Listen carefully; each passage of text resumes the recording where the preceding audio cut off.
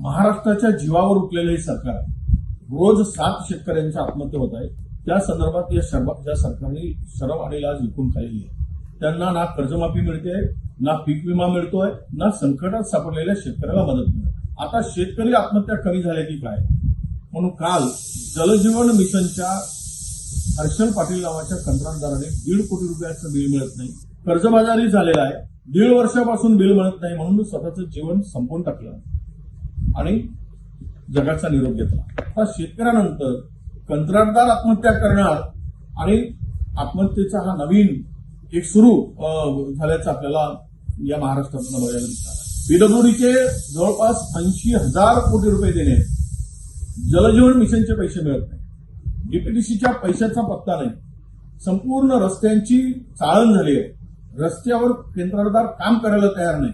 काय करणार, काय होणार आहे महाराष्ट्राचं?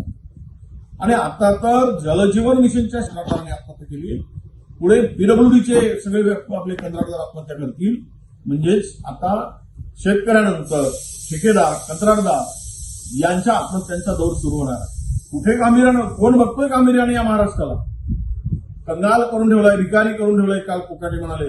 आता हेच खरं आहे की यांनी सत्तेच्या हव्यासापोटी महाराष्ट्राला विकून खाल्लंय आणि महाराष्ट्राला कंगाल करून सोडलाय. यांचा बंदोबस्त प्रत्येक निवडणुकीत केल्याशिवाय हे वटणीवर येणार नाही, हे सरळ होणार नाही आणि यांची भ्रष्ट झालेली बुद्धी ही शुद्ध होणार नाही. हा विचार आता महाराष्ट्रातील जनतेने करावा, अशीच आता विनंती करायची पाळी आमच्यावर आली.